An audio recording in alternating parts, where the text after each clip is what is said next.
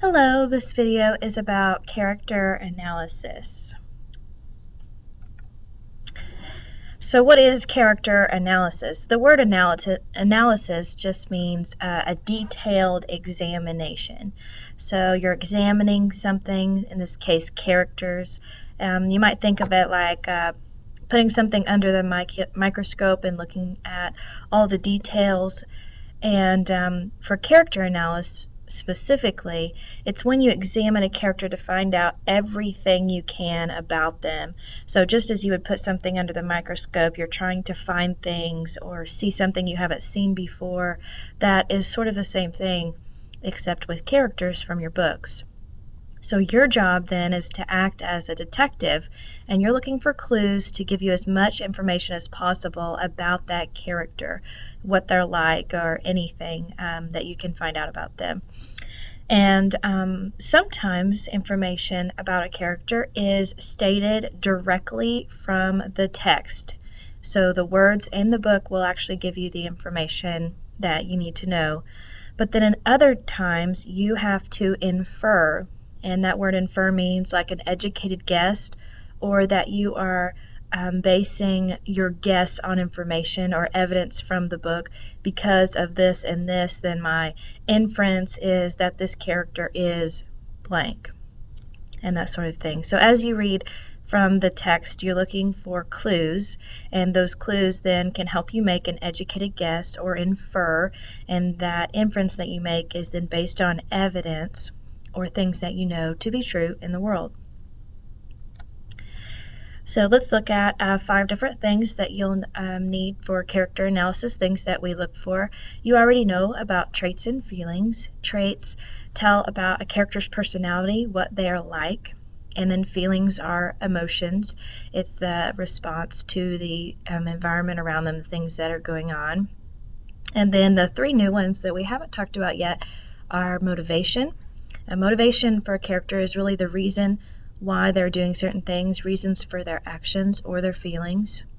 We're also going to look at character changes, how traits and feelings change over time, particularly the course of a particular book, and point of view, how the character sees things around them. So you already know this, character traits and feelings mostly come from what the character says, does, and thinks. And we've discussed this before. There are some specifics that you can look for as well, so I wanted to go over this with you. Speech patterns, habits, the taste, so things that they do over and over, that'd be a habit. Taste, things that they're interested in, talents and abilities, you know what those are, and particularly the interactions with other characters. You can determine what a character's like really by how they interact with other people, what they're doing. Are they nice? Are they kind? And such and so forth. So here are a few examples to illustrate looking at what a character says, does, and think to figure out who they are. So a character who speaks quietly that others can't hear them might be described as timid or shy.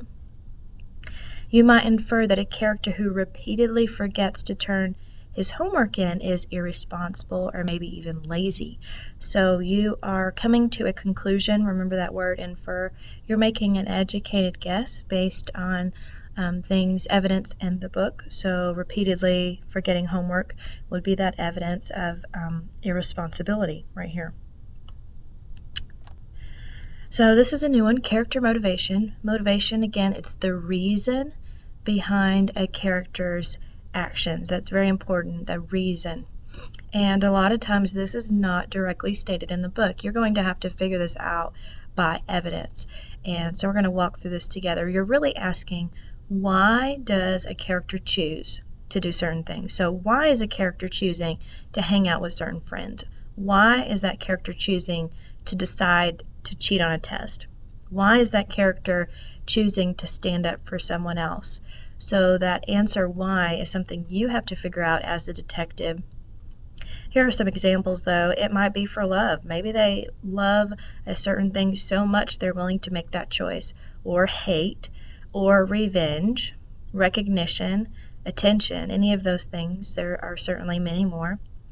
So how do we determine character motivation, especially when it's not stated? So there's some things that we're going to look for here. First of all, you need to check out comments about the character's motivation. Is the character kind of explaining or telling why they're doing certain things? Most of the time, though, you are going to have to infer. You're going to have to draw your own conclusions from evidence to figure it out, and that will always be based on a character's actions, thoughts, feelings, interactions with others, like we have said before. But also, you might look at your own insight to human behavior, maybe the reasons that you do things, or that you know other people do things. And you can use that information that you know from real world of people that are in your family or you yourself, why you act a certain way and do certain things, and you can apply that to the characters in your book. The last thing we're going to look at today is character's point of view. So a character's point of view is how that particular character sees the things going on around him or her. So think of it kind of looking through glasses. You know, everyone's glasses are a little different to their particular vision and needs. And so the way that a character is viewing something can be very different from the same exact event viewed by a different character. You know, maybe your older sister sees things completely different than you do, and you're still talking about the same event. So what affects the way that a character views certain things? There are some elements we're going to look at here. First of all, a person's traits, their personality, that's going to usually affect the way that they see things. If you're a very positive person, you're going to try to look at the bright side and find the good things out of a bad situation. But if you're a very negative person, then you're not going to look for the positive things. You're just going to kind of get down in the dumps and tell about why this is horrible and that sort of thing. So your personality certainly goes into how you see the things around you. The second thing, life experiences, the things that you've gone through in life or the things that the character has gone through in their life will change the way that they see things. If they've gone through lots of really difficult times and have overcome that, that would be different. Or if they have had a very easy life and haven't really experienced a lot of different things, that might affect how they see things differently. And lastly, age view. Of course, a person's age will affect how they see things in life. Your grandparents probably have a lot of wisdom, and they try to share some of that wisdom with you and explain why you should or should not do certain things. But sometimes you might not understand, or your younger brother or sister might not understand.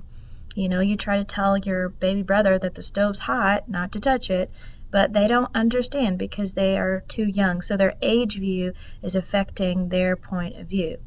And so teenagers see things differently, young people see things differently, moms and dads see things differently, older people see things differently based on their age and their life experiences, and then also based on their traits. So these are the things you need to look for to see why a character is viewing certain things around them in the way that they are, and how that might be different from the way that you see things, or might be different from another character, the way that they're seeing the same event.